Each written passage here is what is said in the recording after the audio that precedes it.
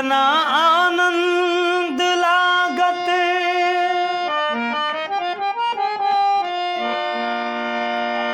दुआरा बादाव बाजा। बड़ा सुंदर रचना भिखारी ठाकुर जी के विदेशिया नाटक से एगो सुंदरी के भाव बा। अंगना आनंद लागत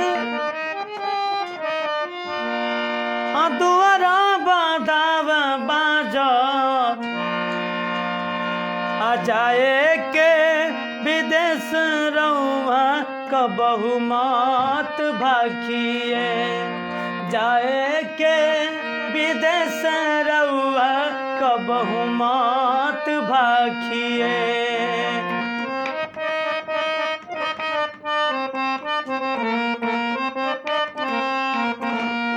अंगना आनंद लागत दुआरा बादाव बाजत।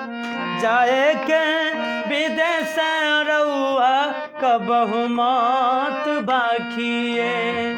जाए के विदेश रउआ कबहु मत भाखिए।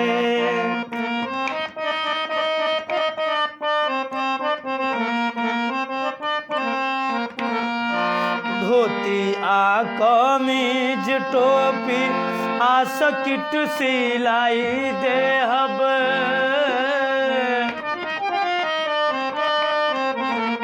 धोती आ कमीज टोपी आ सकिट सिलाई देहब।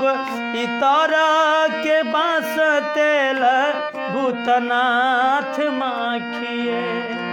इतर के बास तेल भूतनाथ माखिए।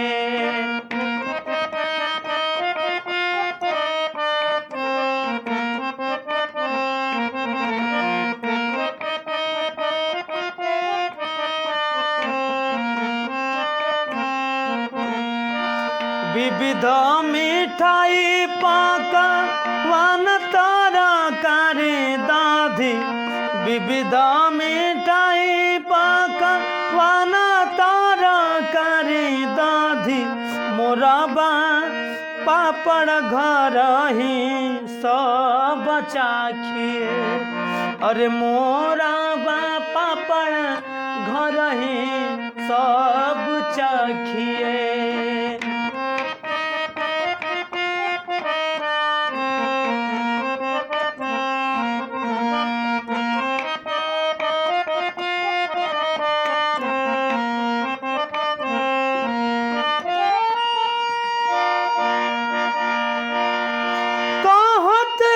भिखारी पिया हिया में क्षमा करके।